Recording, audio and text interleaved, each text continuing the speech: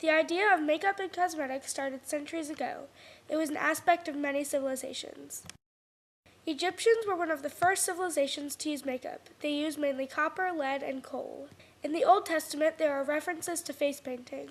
In ancient Greece, perfumes, eyeshadows, and precious oil were traded around the Mediterranean. As time passed, women began using makeup in different ways. They made concoctions that put their health at risk by creating cosmetics at home. They would use mercury, lead, or even leeches to make their skin paler, which was considered beautiful in the old days. Nowadays, cosmetic companies have to follow rules of the government telling them what is permitted and not permitted to be included in their products. In ancient Greek society, something called the golden ratio is what they considered to be beautiful. Athenians built the Parthenon in 447 BC. This building was considered beautiful because the measurements were set up in a unique way that was called the golden ratio. It is also considered beautiful if your facial features were set up in a certain way, also making the golden ratio. The golden ratio can be found in the face of the Mona Lisa. This may sound strange to us, but our modern-day American society goes by similar, however unspoken, rules. These rules are what people would classify as beautiful. You may not notice it, but there are certain features that would be considered an imperfection and others that would be considered beautiful.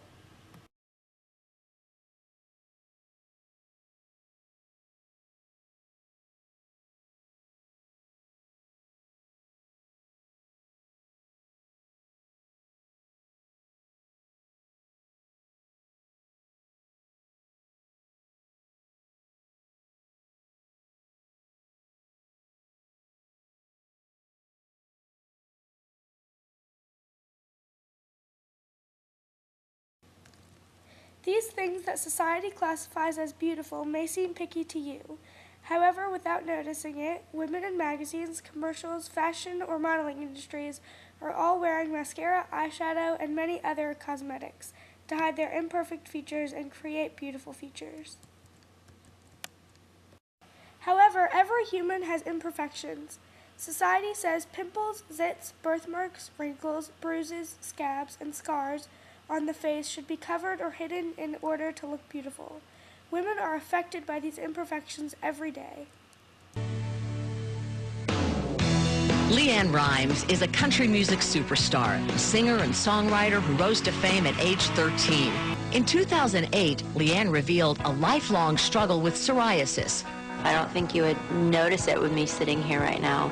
You know, I had psoriasis and eczema on 80% of my body, and it's something that I've struggled with my whole life and still struggle with. I've been in this business for 13 years now, and I have tried so many different types of makeup because I have really sensitive skin. I've struggled with psoriasis and eczema my whole life, and to find a makeup that finally will soothe my skin is just a blessing. I know the feeling. And, yeah, and I just happened to come across your cover, and I just fell in love with it, and it gave me my confidence back. We all have things we struggle with our skin and things we want to cover. I feel like I can smooth out and even out all of my flaws so that I can put my best face forward every time I walk out the door. It's just this naturally beautiful me. You know? It is the naturally beautiful you.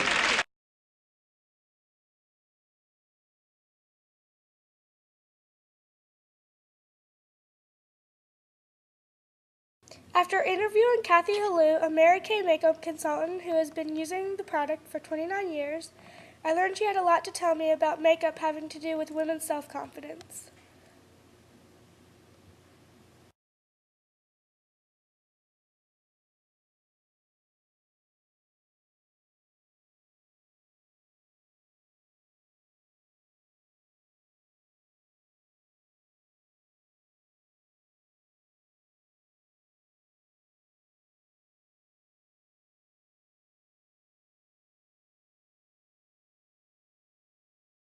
She tells me that confidence is important for women to be successful and compete in the workforce.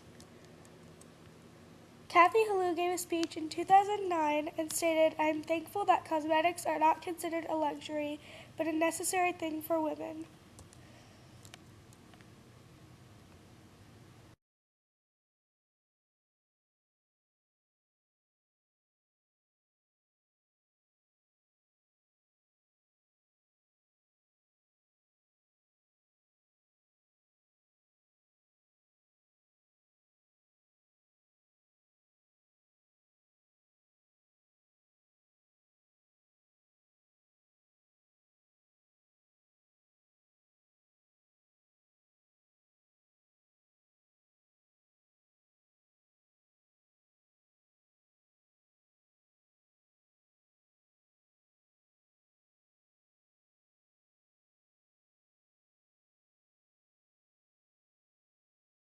Unlike Kathy Halou, some women do not wear makeup often or at all because of a few of their own reasons.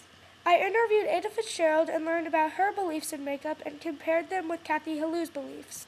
Both of these women have inspiring things to say and also interesting and notable reasons behind their personal beliefs.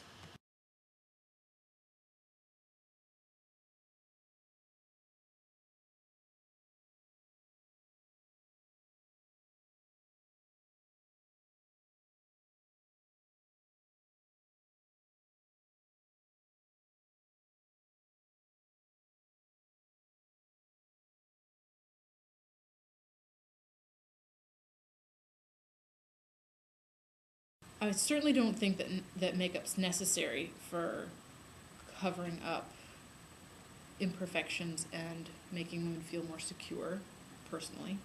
It is problematic that we are presented, like your generation, my generation, in generations before me have been presented with women in the media that are flawless. And now with not just makeup, but with photoshopping that make them, clearly look skinnier or smoother than is like humanly possible.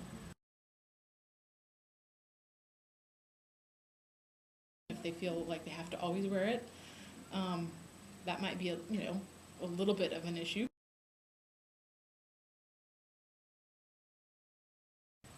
Probably putting makeup on does make them feel just better about their, presentation of themselves to the world. I'm sure there's plenty of women out there who really do feel like they can't go out, feel comfortable in the world without something on.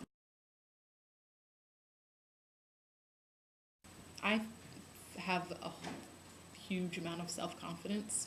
For me personally, the more self-confident that I am, the more comfortable I actually am wearing makeup, and not the other way around.